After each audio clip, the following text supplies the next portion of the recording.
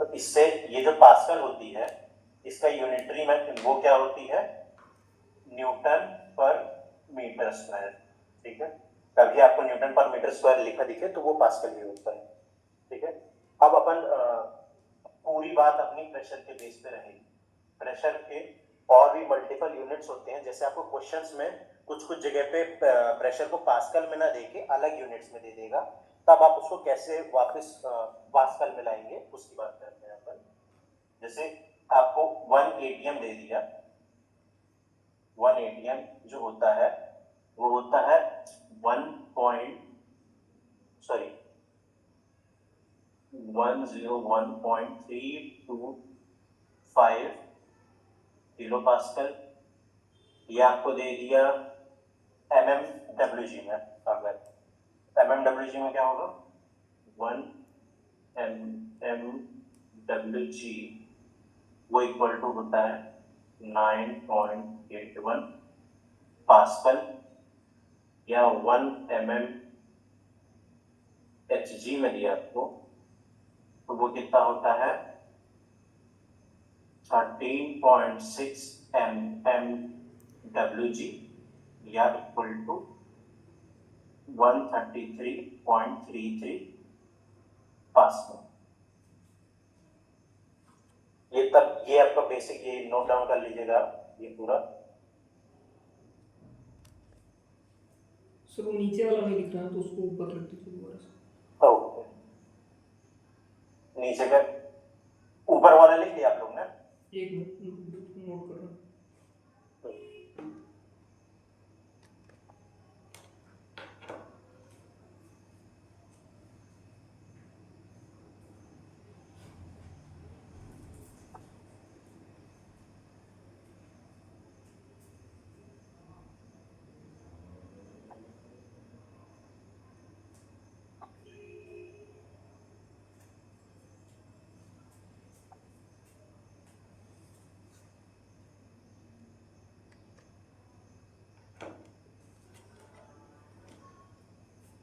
हो गया सबका हो गया जी।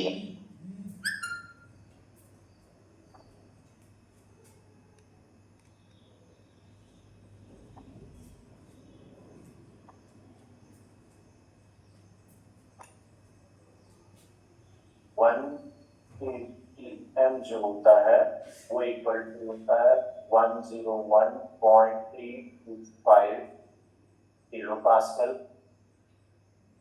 1 mmWg जो होता है वो इक्वल टू होता है 9.81 पास्कल, और 1 mmHg जो होता है वो इक्वल टू होता है 13.6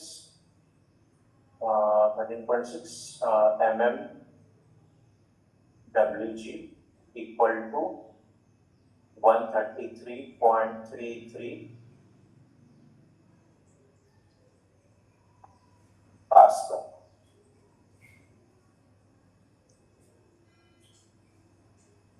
या इसी इक्वेट करेंगे तो 760 mmHg।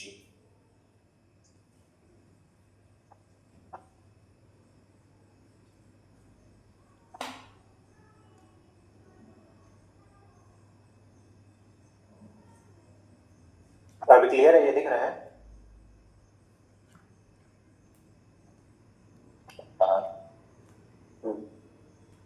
इसको भी नोट डाउन कर लेंगे।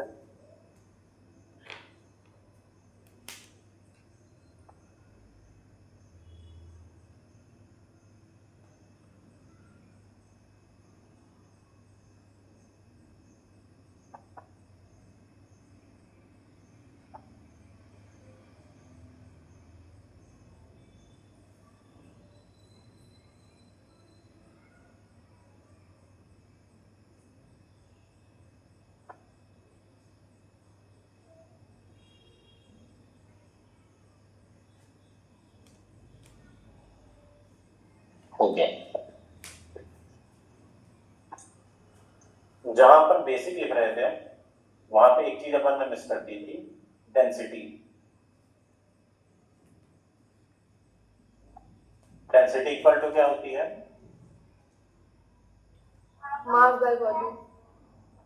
Square volume. ठीक है, ये आपका ये भी बहुत काम आएगा।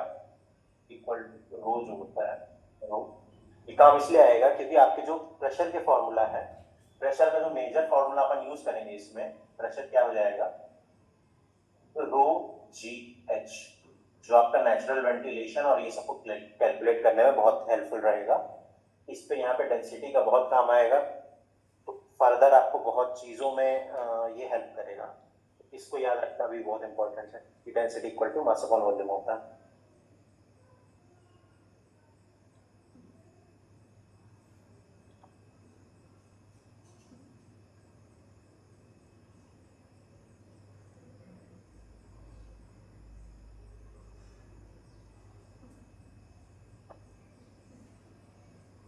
जब अपन ने pressure equal to rho G H लिखा है, तो इससे अपने को क्या पता चल रहा है? जो प्रेशर है वो डायरेक्टली प्रोपोर्शनल किस दो चीजों से है?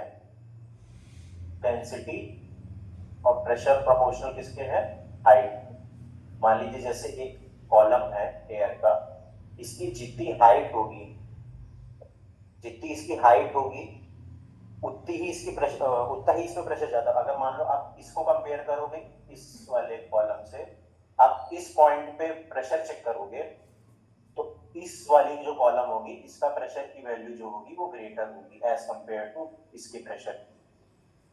ठीक है, ऐसे ही सिमिलरली डेंसिटी पे, अगर यहाँ पे जो एयर है उसकी डेंसिटी कम है तो इसका प्रेशर कम होगा, अगर यहाँ पे डेंसिटी ज्यादा है इसका प्रेशर हाई होगा।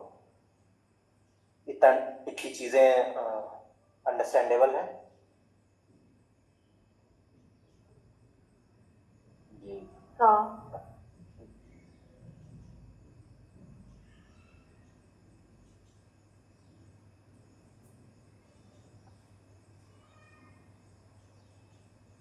बेसिक शेप्स के वॉल्यूम आप लोग कैलकुलेट कर लेते हो? जैसे कि मान लीजिए सिलेंडर का वॉल्यूम निकालना है अपने को, सिलेंडर का वॉल्यूम का फॉर्मूला क्या होता है? Pi r square H.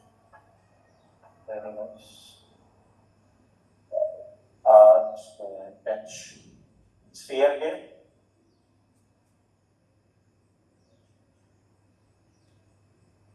4/3 pi r cube. 4/3 pi r cube. Very nice. और आपका कोन का 1/3 pi r 1/3 pi r square H.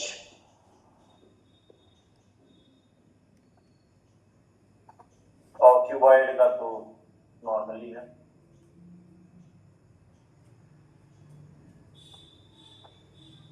रहेगा L into b into H.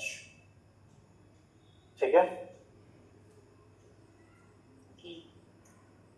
Standard form में जो डेंसिटी होती है वाटर की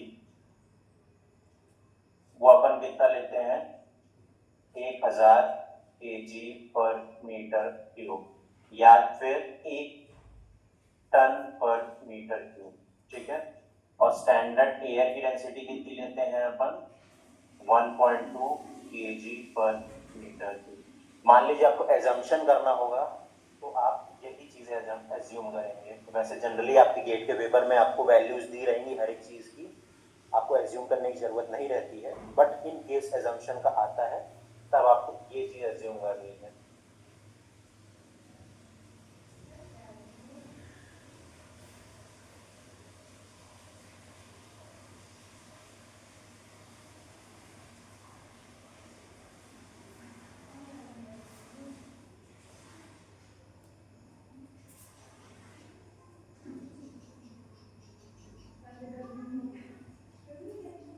इसको नोट डाउन कर लीजिए, बताइए अगर तो करेंगे।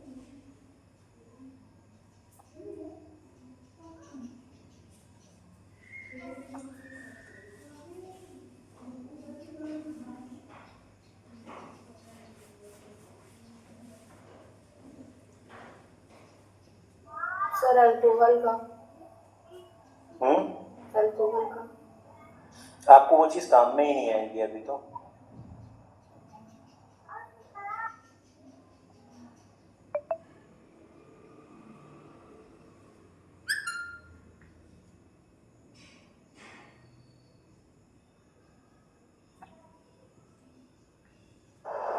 ये डेंसिटी ऑफ वाटर में 1000 kg/m³ लिखा है, इसको इक्वेट करके क्या लिखा हुआ है? 1 टन पर मीटर क्यूब मैम। 1 ton/m³।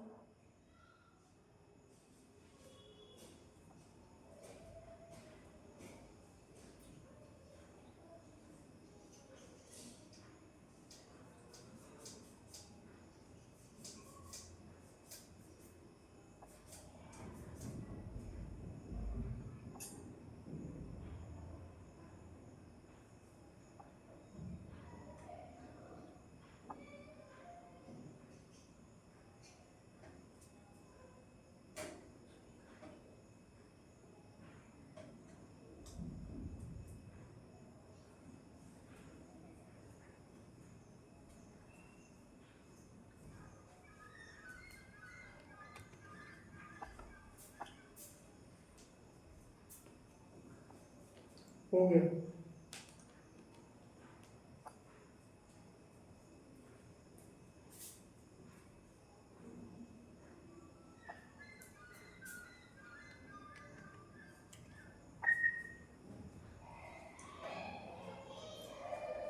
अब इसके बाद एक और चीज आती है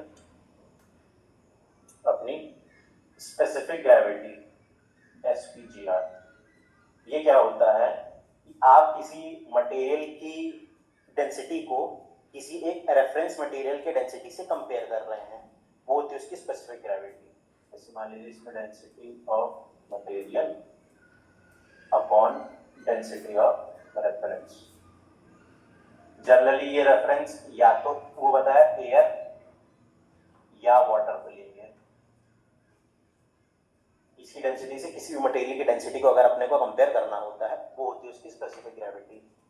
इसकी जो वो होती, सिंस ये एक रेशियो है तो ये यूनिटलेस रहती है।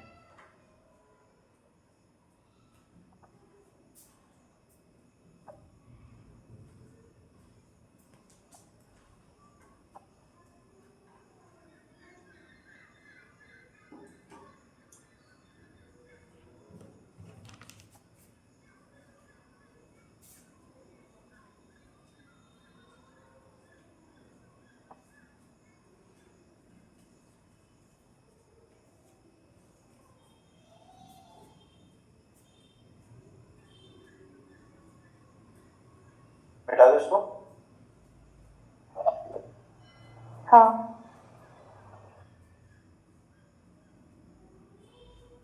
अभी जो अपन ने पढ़ा उससे एक दो क्वेश्चन कर लीजिए।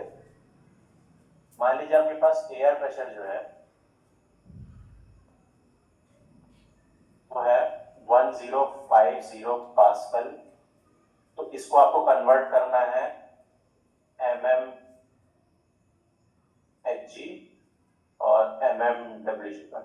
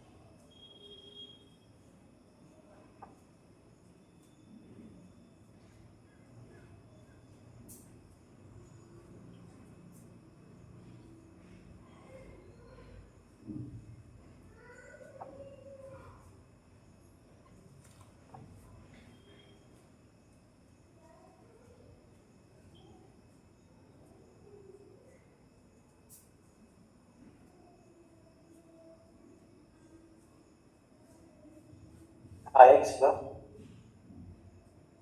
हाँ हाँ, MMHG का आया है 7.875। और इसका 0.7.142 क्या आया है? One WG वाले 7.875। ओके, ये सही है। MMWG वाले का 107.1714 107 अप्रॉक्स सही है, इसका एग्जैक्ट आएगा 107.107.33 approx.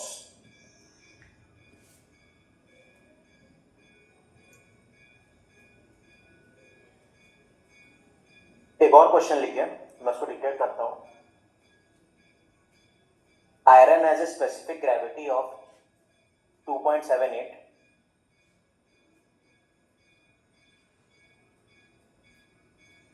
iron has a specific gravity of 2.78. Find the density of iron. Specific gravity of 2.78.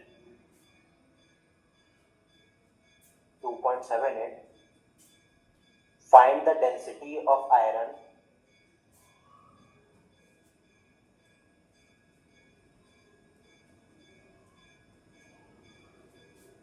Find the density of iron, comma, also find the specific gravity, also find the specific gravity with respect to coal, with respect to coal,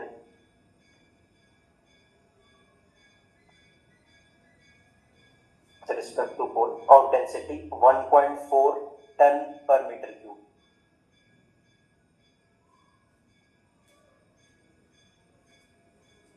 one point 4 ton per meter cube, 1.4 ton per meter cube.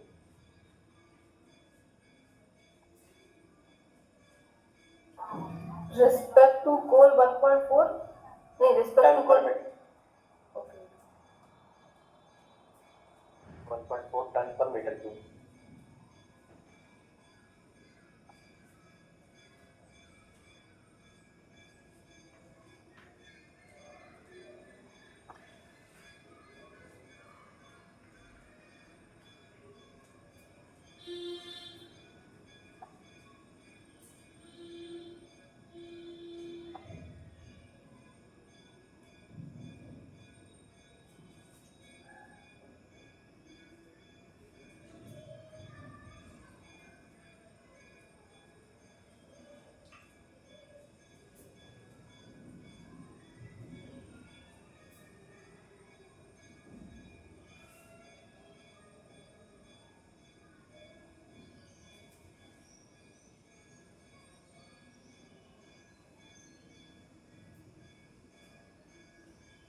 आप लोग का answer आ जाएगा तो बताइएगा।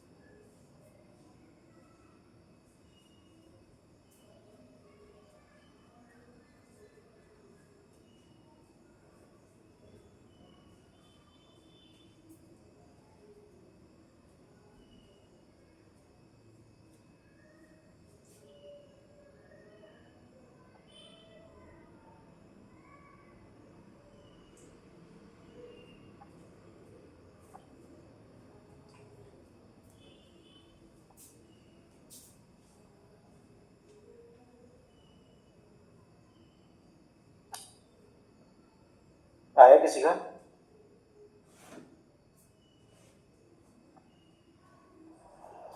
Density हो जाएगा 2780 kg पर metre cube और स्पेसिफिक ग्रेविटी 1.985।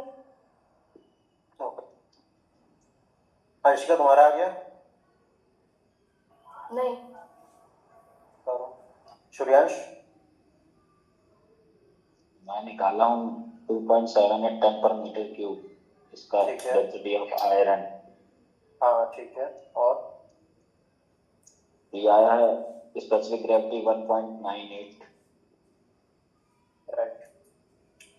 जो तुम्हारा 2.780 टन पर मीटर क्यूब आया है, इसी को तुम अगर केजी पर मीटर क्यूब में वहां पे बोला तो हो जाएगा 2780 केजी पर मीटर।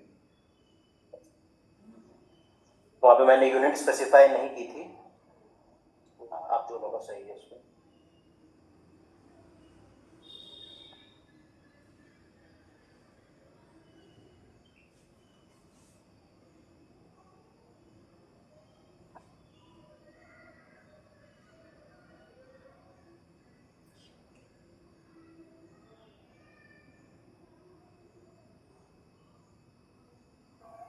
हो गया। आ गया?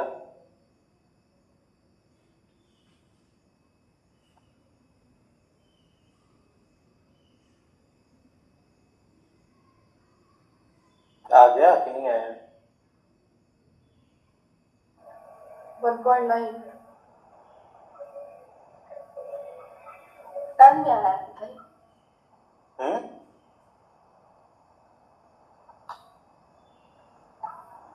हेलो, हेलो, क्या बोल रहा है? 1.9 मिनिमम 3 डेसिमल के बाद 3 प्लेसेस तक आप स्पेसिफाई करो।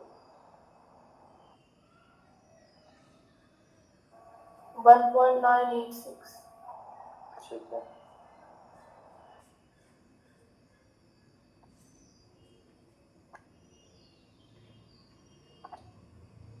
स्पेसिफिक ग्रेविटी ऑफ N4 है वो 0.8 है, तो उसका डेंसिटी क्या होगी? एक बार और बोलना, क्या बोल रहे हो? स्पेसिफिक ग्रेविटी जो है N4 की, ANF4 की, वो है 0.8, तो उसका डेंसिटी कितनी होगी टन पर मीटर क्यूब में, और डेंसिटी इन केजी पर मीटर क्यूब। टन पर मीटर क्यूब में 0.8। ठीक है।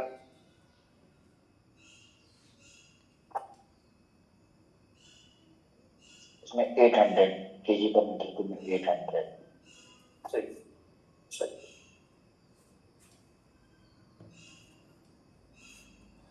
हाँ, सेम है।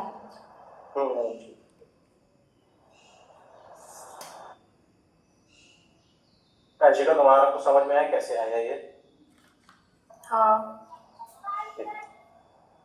अब इसके बाद अगला आता है अपना बॉयल्स लॉ, जो कि अपन ने 11 का पढ़ा था।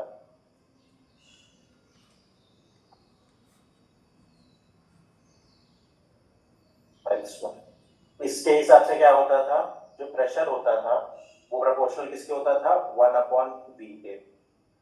ठीक है, इससे अपन क्या इक्वेशन ला सकते हैं, PV इक्वल टू कॉन्स्टेंट,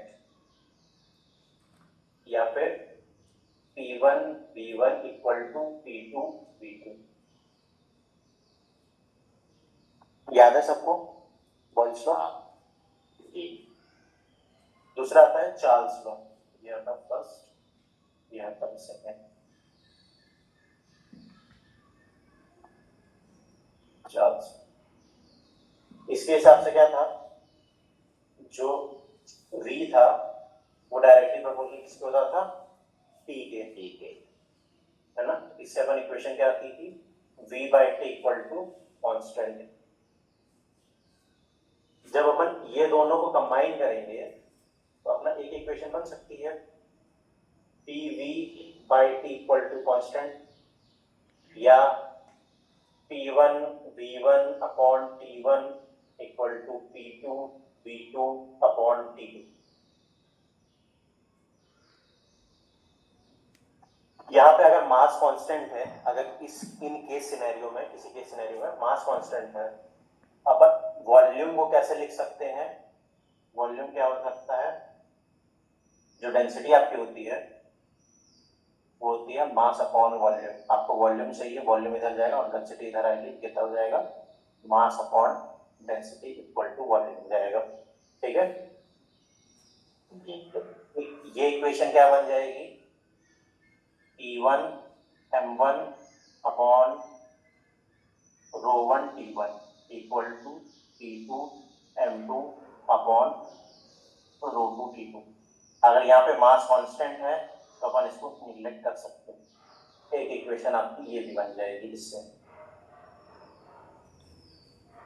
नीचे का दिख रहा है, ये क्या लिखा है?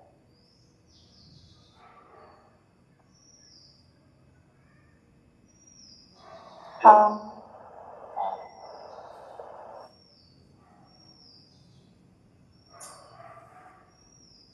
इसको नोट डाउन कर लीजिए।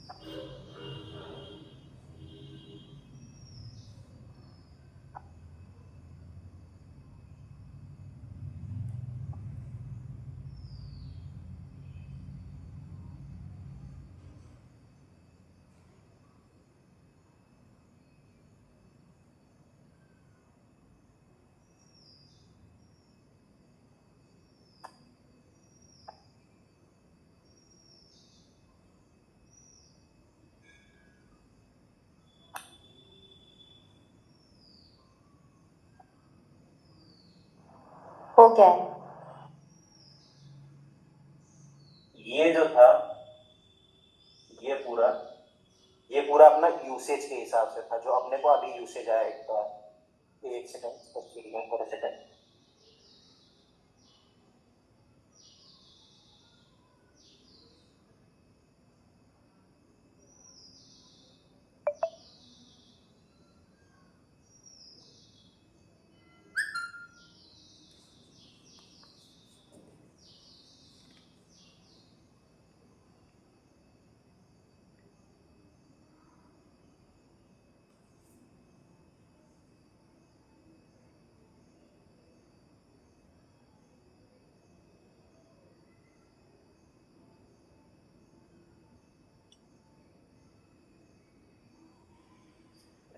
Sorry for the interruption. ये अपन क्या बात कर रहे थे? ये जो है ये यूसेज के हिसाब से है अपना, बट जो एक्चुअली में क्या होता है, जब इन दोनों को अपन कंबाइन करते हैं तो क्या होता है? PV equal to MRT। ठीक है, यहाँ पे जो R होता है वो गैस कांस्टेंट होता है, जिसकी वैल्यू क्या होती है? 8.314 जूल पर kg केल्विन। ठीक है, M जो होता है वो मोलर मास होता है,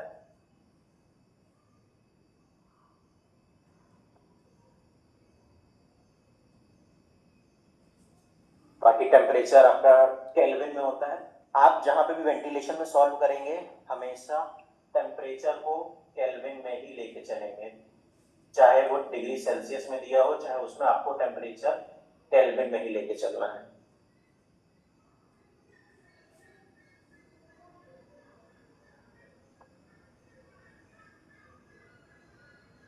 आर की वैल्यू कितनी है? 8.314 जूल पर केजी केल्विन।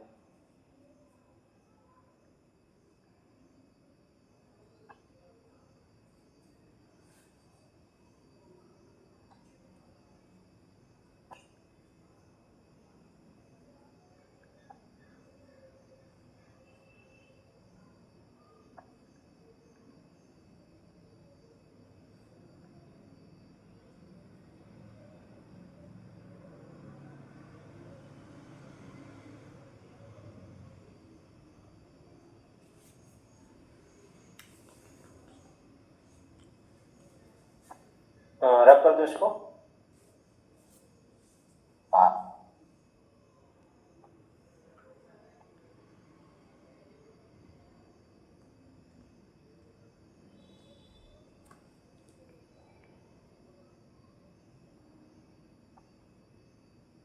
मेजरली टेम्परेचर के अपने को यूनिट्स क्या क्या पता है? सेल्सियस, केल्विन और फ़ारेनहाइट। ठीक है, फ़ारेनहाइट और सेल्सियस को चेंज करने के लिए अपन क्या यूज करते हैं? C/5 equal to F-32/9। ये एक कन्वर्जन का फॉर्मूला हो गया। और सेल्सियस को केल्विन में कन्वर्ट करने के लिए क्या करते हैं? Kelvin equal to 273 plus kelvin plus Celsius जो भी होगा आपका।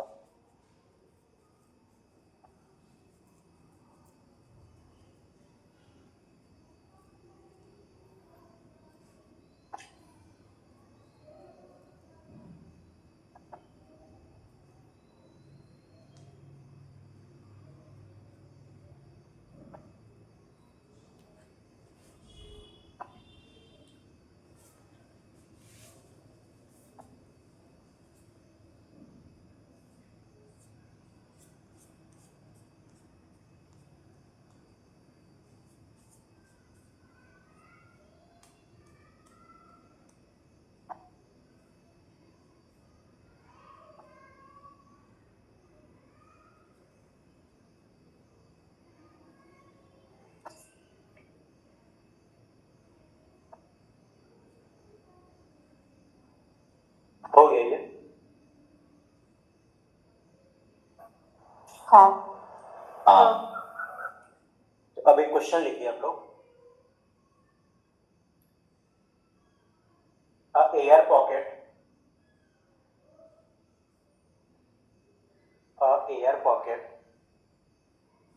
has a volume of 2.5 meter cube.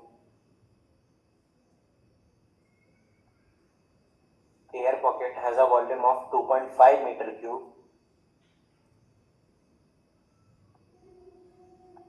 At 17 degrees Celsius.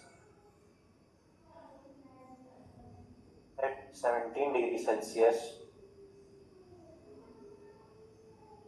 If temperature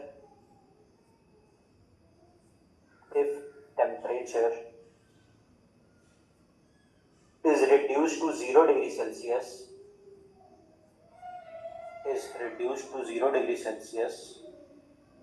find the change in volume.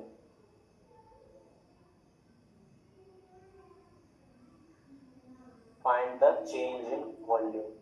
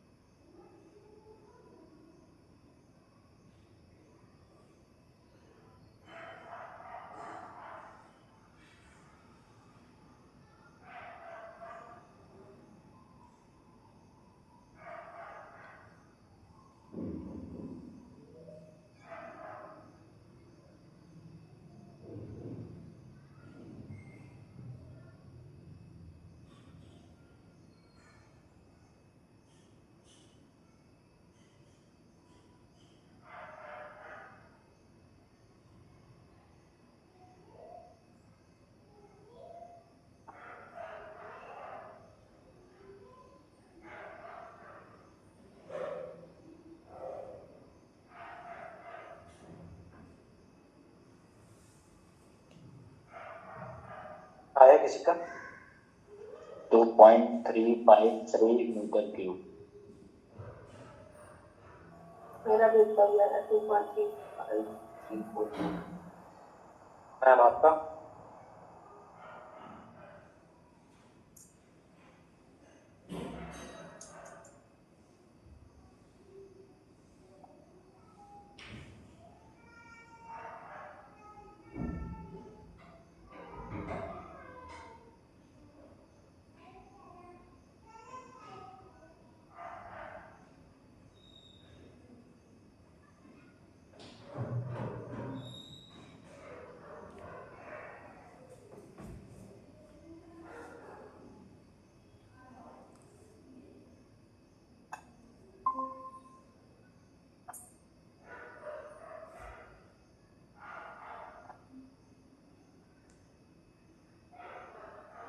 आगे ये वाला।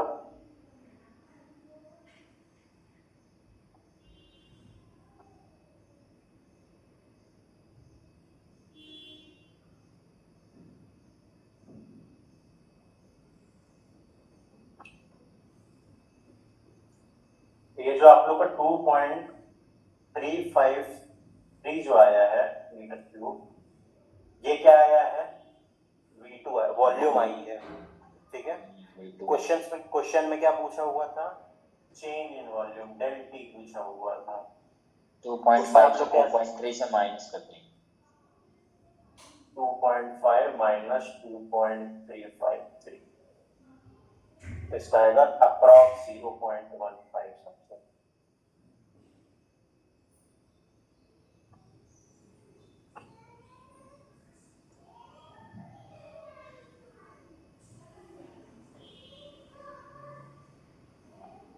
मैम आपका आ गया था ये वाला? हाँ। एक और क्वेश्चन लिखना। Air have pressure of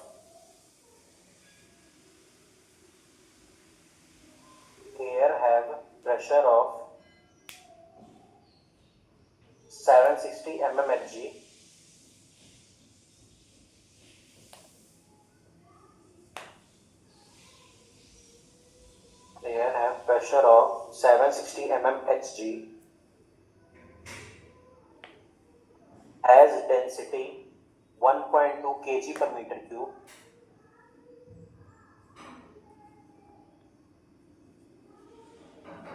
density कितनी है आपने? 1.2 kg per meter cube.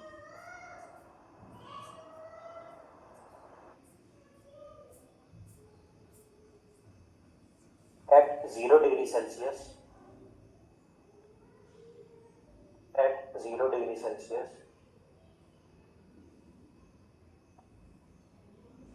find the density if the pressure is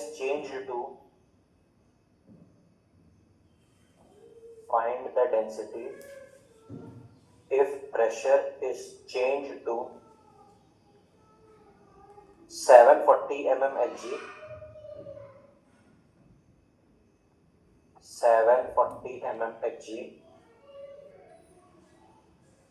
and temperature becomes 17 degree Celsius.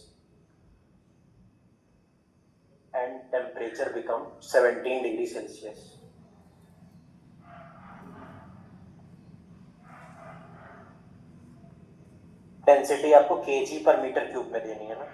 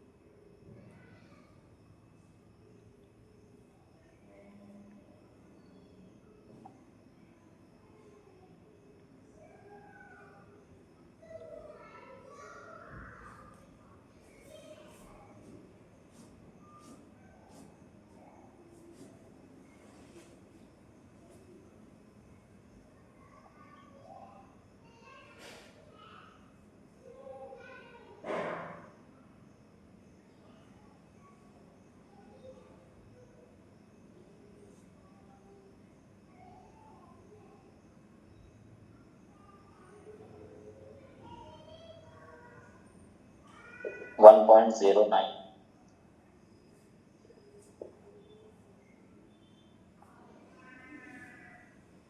Answer तुम्हारा आ गया? बस सॉल्व कर रही थी। मैम आपका? मेरा नहीं आया है ये 2 मिनट।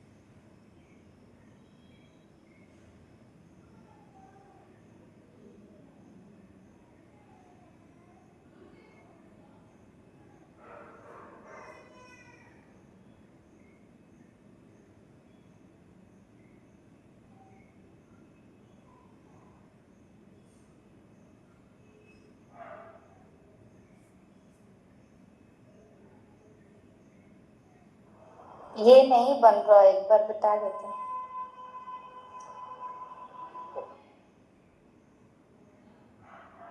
अपन ने अभी फॉर्मूला एक लिखा था, T1 V1 upon T1 equal to T2 V2 upon T2। ठीक है, यहाँ पे अपन डेंसिटी के रिलेशन में देख रहे हैं, तो मास अपना कांस्टेंट है। जब इसको चेंज किए थे तो अपना फॉर्मूला क्या बना था? T1 upon ρ1 T1 equal to T2 upon ρ2 T2। आपको P1 की वैल्यू दी है, ρ1 की वैल्यू दी है, T1 की वैल्यू दी है, T2 की वैल्यू दी है, T2 की वैल्यू दी है। P1 की वैल्यू कितनी हो जाएगी? 760 अपॉन ρ1 की 1.2। टेम्परेचर आपको दिया हुआ है 0 डिग्री यानी 273 इक्वल टू 740 अपॉन ρ2। टेम्परेचर आपको दूसरा क्या दिया था? 17 डिग्री सेल्सियस यानी 290। इसको सॉल्व करेंगे तो ρ2 कितना आ जाएगा? 740 into 1.2 into 273 divide by 760 into 290। इसको सॉल्व करेंगे तो आएगा 1.09 kg पर मीटर। नीचे का क्लियर है? हाँ, मैंने एक चीज मिस कर दी थी इसलिए नहीं आ रहा था। अंशिका तुम्हारा आ गया? हाँ इसको रब कर दूं?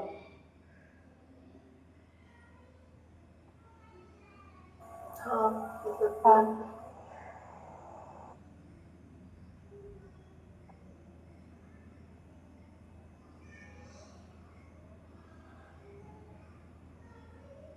अब थोड़ा सा थ्योरी पार्ट है, इसको अगर आप लोग लिखेंगे, मैं डिक्टेट कर देता हूं, आप लोग लिख लेंगे।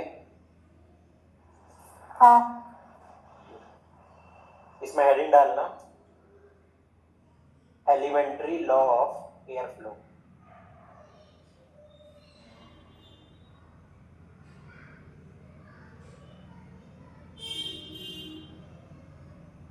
हेडिंग क्या थी? Elementary elementary law of air flow.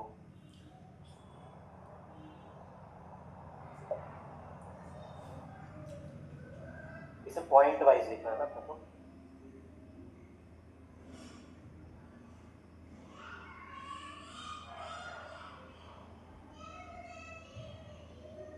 पहला लिखना to equalise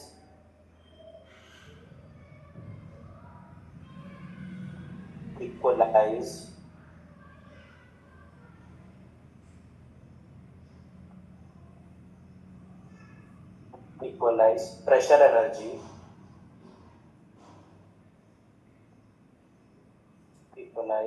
energy air flows from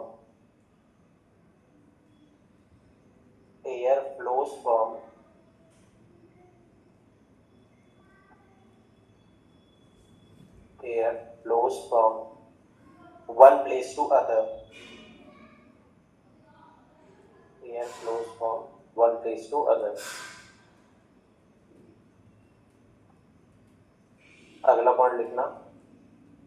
अगर मैं थोड़ा सा तेज बोल रहा हूँ तो थोड़ा सा मेरे को रोक दीजिएगा ना, नहीं लिख पा रहे आप तो। अगला point, air flows from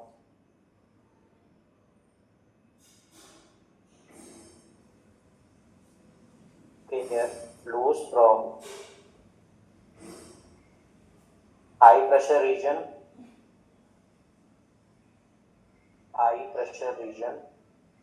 to low pressure region.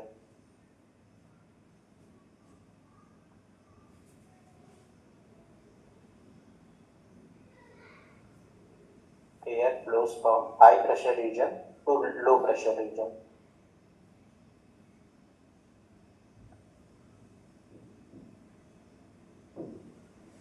अगला point,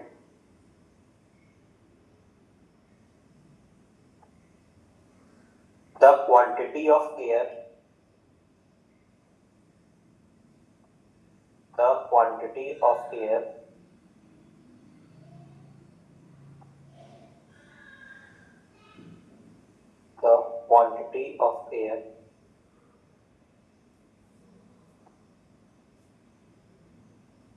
flow the quantity of air flow increases with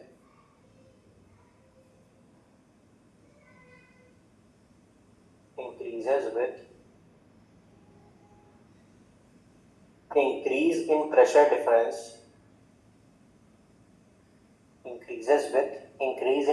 difference between two regions.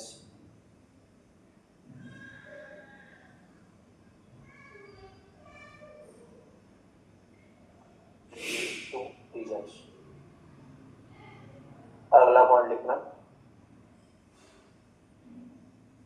the quantity of airflow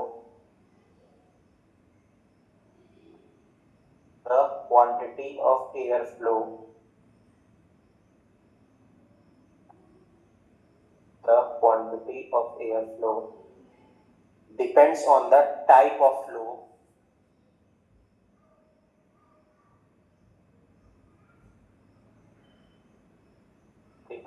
the type of flow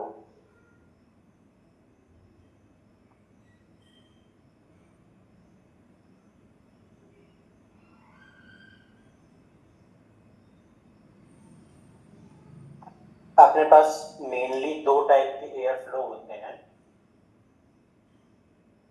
laminar और टर्बुलेंट।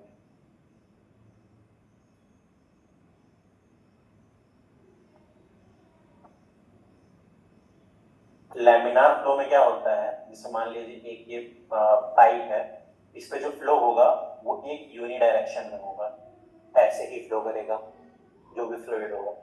टर्बुलेंट फ्लो में क्या होता है, आपका जैसे ये pipe है, इसमें ऐसे ऐसे ऐसे मतलब मल्टीपल डायरेक्शंस में इसका फ्लो होता है। आपके माइंड्स में जो होता है वो जनरली टर्बुलेंट फ्लो ही होता है।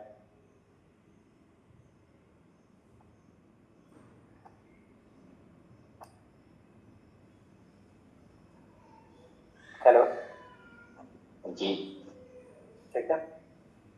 अगला पॉइंट लिख लो, मतलब इसी में ये डायग्राम बना लेना, ऐसे लिख के उसके नीचे लिखना है, पहले बना लो।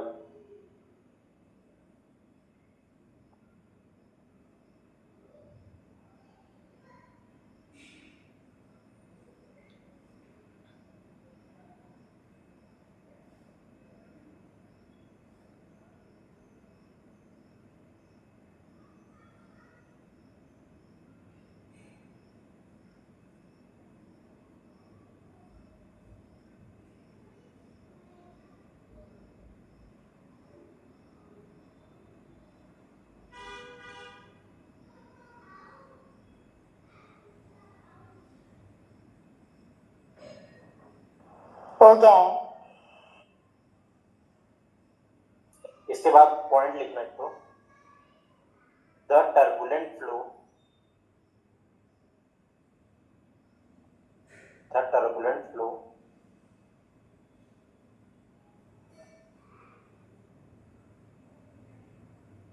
allows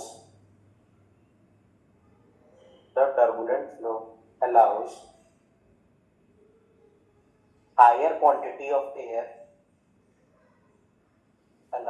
higher quantity of air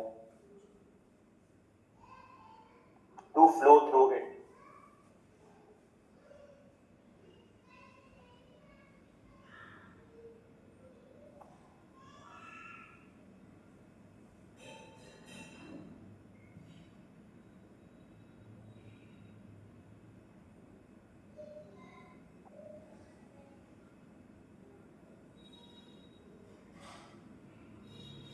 अगला पॉइंट लिखना,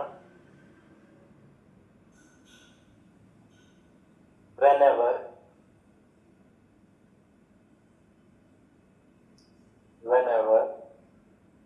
any obstruction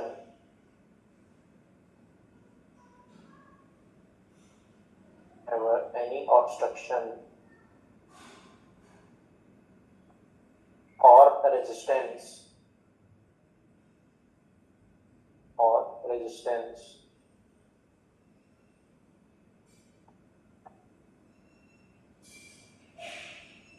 resistance in path of airflow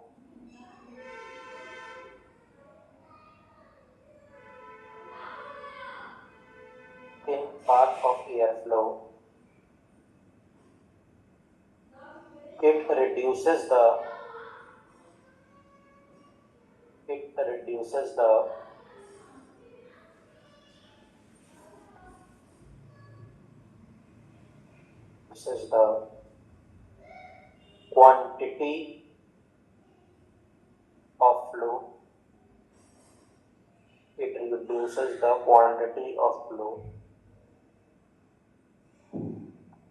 In turn causing pressure loss. Quantity of flow के बाद क्या है? In turn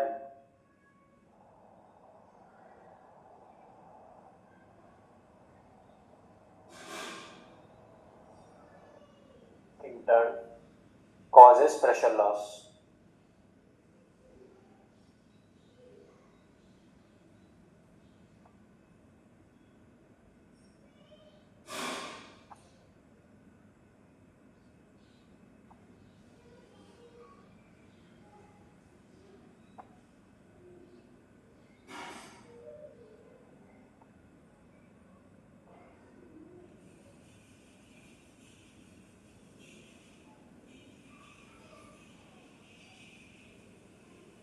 ये जो अपन ने अभी लिखा,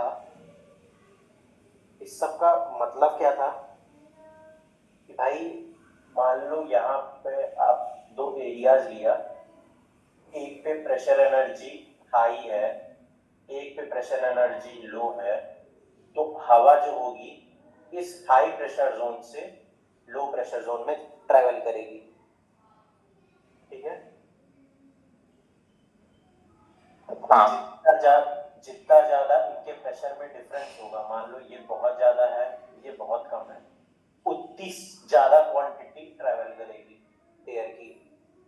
मान लो प्रेशर डिफरेंस कम है तो वहां पे आपका क्वांटिटी ऑफ एयर वो कम मूव करेगी, प्रेशर डिफरेंस बहुत ज्यादा है, क्वांटिटी ज्यादा मूव करेगी, ठीक है। इसके बाद था एक अपना टर्बुलेंट फ्लो और लैमिनार फ्लो पे बात हो रही थी। जो लैमिनार फ्लो पे होता है वो डेल टी क्या होता है, del T equal to Q होता है, और laminar for turbulent del T जो होता है वो इक्वल टू होता है Q square, sorry proportion Q square. Since यहाँ पे क्वांटिटी ज्यादा है तो माइंस में क्या होता है, टर्बुलेंसी को अपन ज्यादा प्रेफर करते हैं।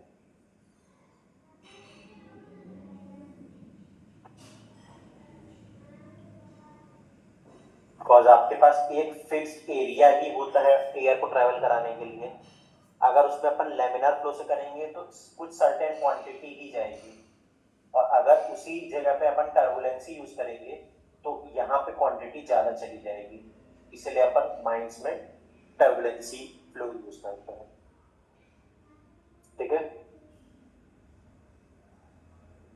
हाँ हाँ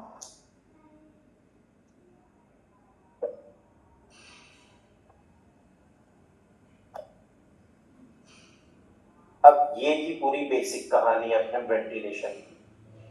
अब यहां से चालू होती है अपना मेन टॉपिक, नेचुरल वेंटिलेशन, ठीक है। नेचुरल वेंटिलेशन में क्या होता है, जब अपन माइंड को वेंटिलेट करने के लिए कोई भी फैन का यूज नहीं करें, कोई भी आर्टिफिशियल मीन्स का यूज नहीं करें, सिर्फ उसके खुद के प्रेशर डिफरेंस के, मान लीजिए जैसे आपका ये शाफ्ट है, इन दोनों पॉइंट के खुद के प्रेशर डिफरेंस की वजह से जो हवा ट्रैवल करेगी वो होगी उसका नेचुरल वेंटिलेशन उस माइंस में, ठीक है। ये प्रेशर डिफरेंस क्यों क्रिएट होता है,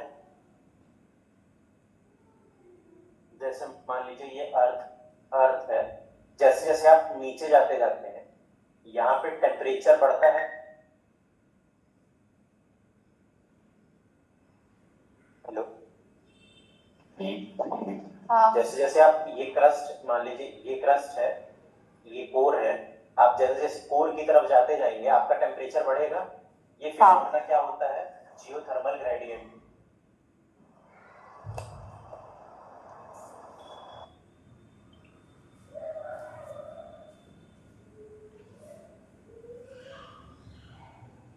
ये होता है जियोथर्मल ग्रेडियंट, ठीक है। तो आप माइंस में जब काम कर रहे हैं तो आप सर्टेन डेप्थ पे जा रहे हैं कोर्स क्रस्ट से, आप जब इस पॉइंट पे पहुंचेंगे तो जो सराउंडिंग की जो हीट होगी वो एयर पे आके मिक्स होगी, तो उसकी वजह से क्या होगा, एयर का टेम्परेचर राइज होगा, है ना। टेम्परेचर राइज होगा तो उससे डेंसिटी में चेंजेस आएंगे, डेंसिटी में चेंजेस आएंगे तो क्या होगा, उसमें प्रेशर का डिफरेंस क्रिएट हो जाएगा।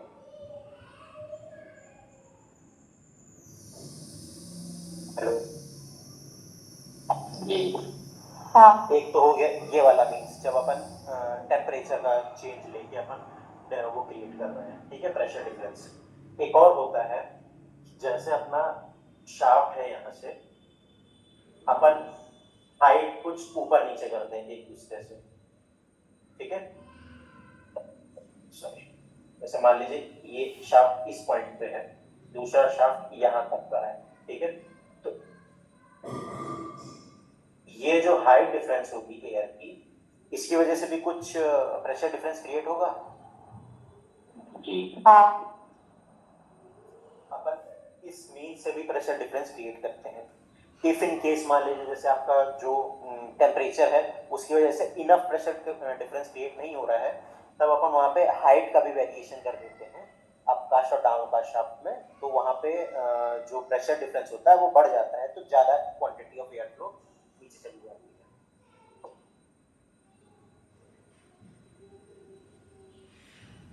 हेलो,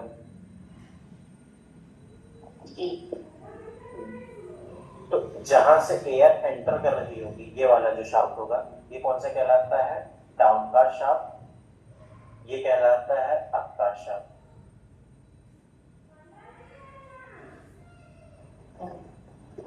ठीक है।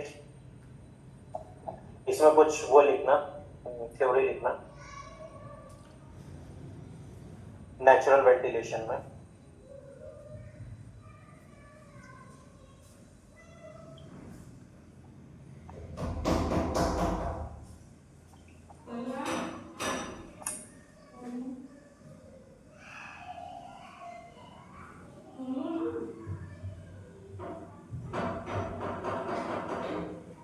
Air entering through air entering through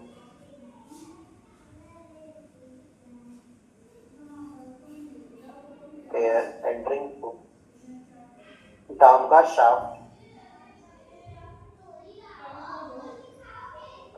shaft get heated up due to multiple source of heat, get heated up due to multiple source of heat,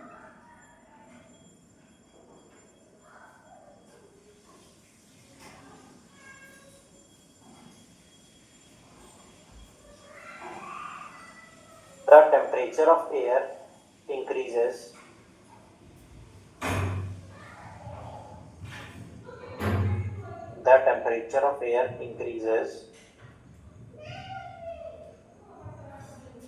at the upcast side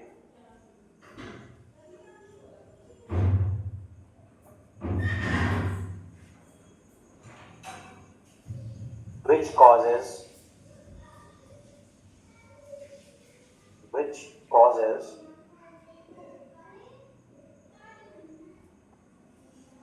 difference in the density of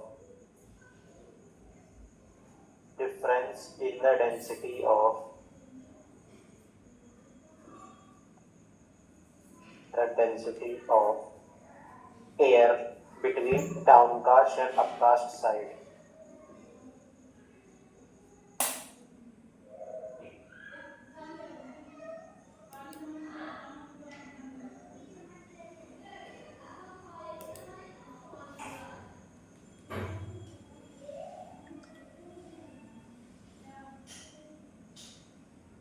अगला point लिखना, air flows from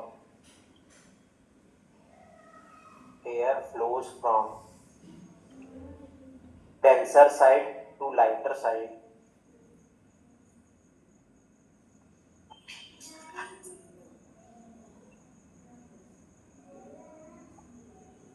Air flows from denser side to lighter side, naturally known as natural ventilation.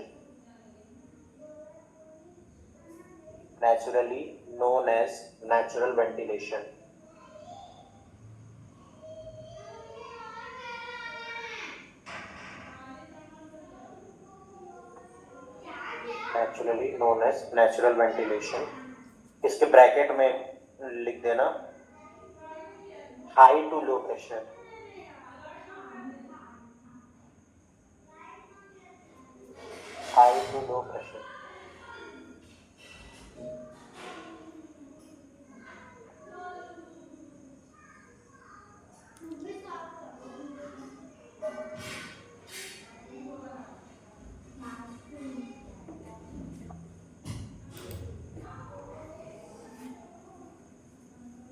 यहां तक हो गया.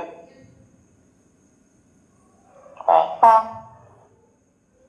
अब इसके बाद एक स्टार पॉइंट करके लिखना, the difference of pressure between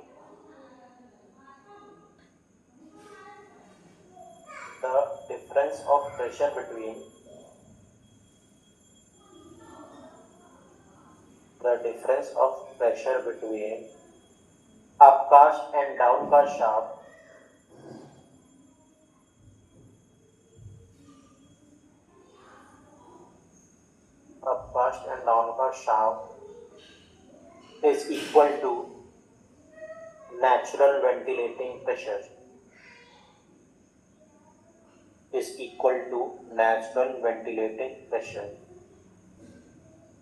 bracket में लिख लेना NVP.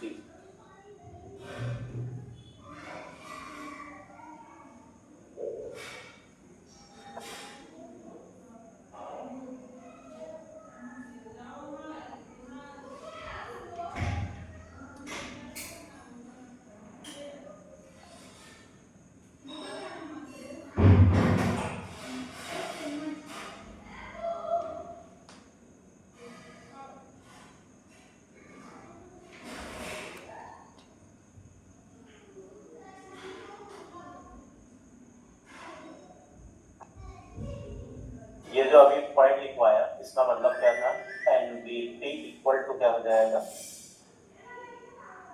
Pressure at the downcast shaft minus pressure at the upcast shaft. Pressure at the downcast shaft क्या हो जाएगा, इक्वल टू DGHT माइनस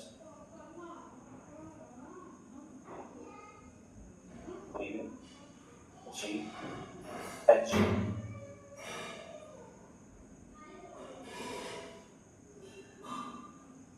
अब मल्टीप्लाई मल्टीपल क्वेश्चंस में मल्टीपल वेरिएशन दे देगा, आपको किसी में बोल देगा डेंसिटी कांस्टेंट है तो आपको डेंसिटी सेम लेके फिर सॉल्व करना पड़ेगा, किसी में बोल देगा आपका हाइट कांस्टेंट है, हाइट कांस्टेंट लेके आपको फिर सॉल्व करना पड़ेगा। ठीक है, हाँ बस आज के लिए इतना ही करते हैं। ओवर तो नहीं हो गया आज के लिए? समझ में आया सब? हाँ सब सही है। अंशुला तुमको समझ में आया।